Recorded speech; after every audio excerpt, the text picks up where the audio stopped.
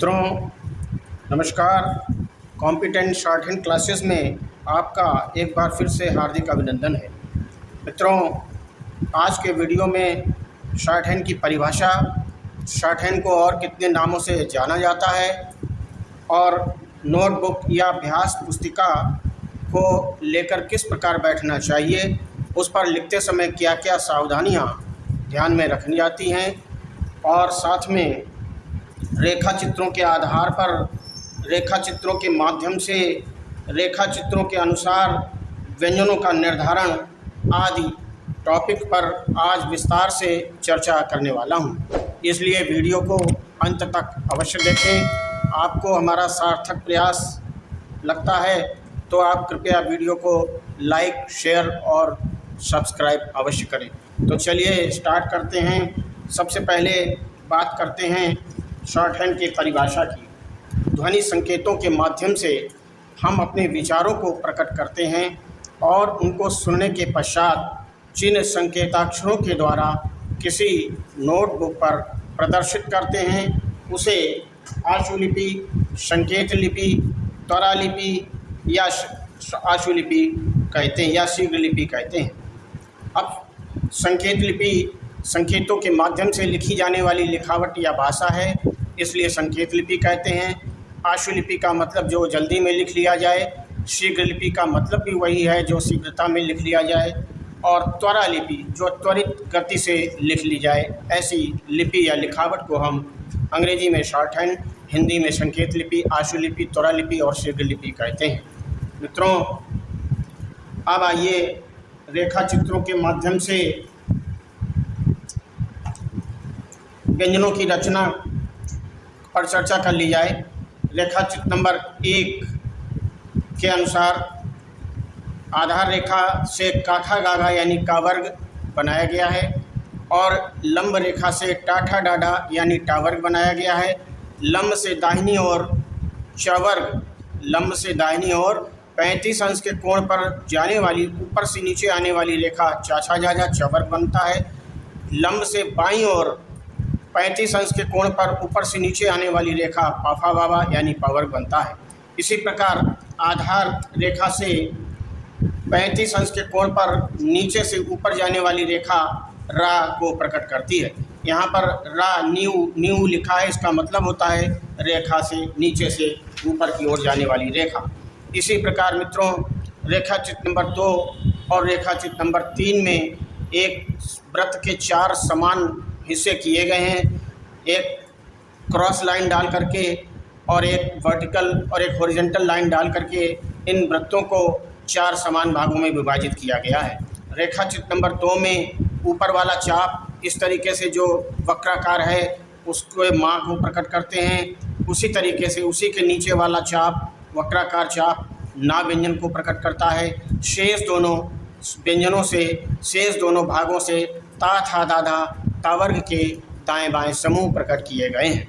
इसी प्रकार रेखा चित्र नंबर 3 में एक वृत्त के 4 समान हिस्से किए गए हैं, एक पड़ी रेखा, एक खड़ी रेखा खींची गई है। इसमें ऊपरी दाहिनी ओर का हिस्सा रा को प्रकट करता है। ये रा ब्रैकेट में लिखा है ऊनी, इसका मतलब हो गया ऊपर से नीचे ये चाप लिखा जाएगा। अब आपके सामने रा 2 प्रकार के हो गए, एक ये नीचे से ऊपर जाने वाली रेखा जो 35 अंश के कोण पर आधार से बनी है और एक वक्राकार रेखा जो ऊपर से नीचे को आ रही है। इन दोनों से रा प्रकट होता है। रा सुविधानुसार कभी नीचे से ऊपर लिखा जाएगा, कभी ऊपर से नीचे लिखा जाएगा। ये आपकी सुविधा के अनुसार एक आपको लिखना होगा, एक छोड़ना होगा, लेकिन आपको अभ्यास में दोनों लाने होंगे। इसी प्रकार रा के विपरीत दिशा में जो चाप बना है इस तरीके से गोलाई लिए हुए, उससे ला और ब्रैकेट में लिखा है दोनों, यानी ला 2 प्रकार से लिखा जा सकता है। ये नीचे से ऊपर और ऊपर से नीचे दोनों ओर लिखा जा सकता है। आप अपनी सुविधानुसार जहां आपको जो ठीक लगेगा वो आपको लिखा जाएगा। इसी प्रकार से रेखा चित्र नंबर 3 में शेष दोनों हिस्सों से, नीचे वाले शेष दोनों हिस्सों से सा, दंत्य सा के दाएं बाएं समूह प्रकट किए गए हैं। सा ये जो बाईं तरफ बना है ये बायां समूह है और जो दाहिनी तरफ बना है वो दाहिना समूह है। विद्यार्थियों, समूह वाले दो प्रकार के व्यंजन हो गए, एक सा के दाएं बाएं समूह और एक ता था दादा तावर के दाएं बाएं समूह। ये आपकी सुविधा के अनुसार लिखे जाएंगे, एक आपको छोड़ना होगा, एक लिखना होगा। आइए मित्रों, अब बात कर लेते हैं शॉर्ट हैंड के नोटबुक की। पिछली बार ये नोटबुक आपको दिखाया गया था और इस पर संक्षिप्त चर्चा की गई थी। आज इस नोटबुक पर समझ लीजिए, इस पर ये जो पंक्तियों के बीच की दूरी है ये 3/8 इंच के बीच की दूरी है और इन पंक्तियों पर, इन कागज़ पर अच्छी किस्म की ये गुलाबी रेखाएं खींची हुई हैं। कागज़ अपेक्षाकृत अच्छी किस्म का होता है। इसको लिखते समय इस प्रकार पकड़ कर बैठना चाहिए कि बाएं हाथ के पहली उंगली और अंगूठे से पृष्ठ के निचला भाग को पकड़ कर रखना चाहिए, ताकि लिखते समय जब भी पन्ना भर जाए तो पलटने में कोई असुविधा ना हो। इस प्रकार हम एक साइड से छोड़ते जाते हैं, एक साइड से लिखते जाते हैं। इस प्रकार जब ये नोटबुक एक तरफ से भर जाती है, इस प्रकार पलट करके हम दूसरी ओर से आरंभ कर देते हैं। अब दूसरी ओर से इस साइड आपको भरा हुआ मिलेगा, क्योंकि उधर से जब आपने लिखना शुरू किया था तो उसको भर के जब भर गई तब आपने पलट कर दूसरी तरफ से लिखना शुरू किया है। अब इस प्रकार वही तरीका अपनाएंगे। बाएं हाथ के पहले उंगली और अंगूठे से पृष्ठ के निचला हिस्सा को पकड़ कर रखना चाहिए इस तरीके से, और आप लिखते जाएं। जैसे ही पन्ना भर जाए आप पलट देंगे।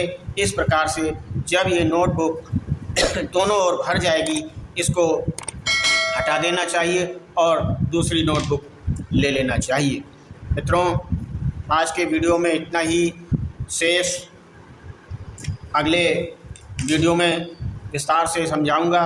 व्यंजनों की रचना, इन तीनों रेखा चित्रों पर अलग अलग पृथक पृथक व्यंजन पर चर्चा करूंगा। शेष अगले वीडियो में। तब तक के लिए नमस्कार, जय हिंद।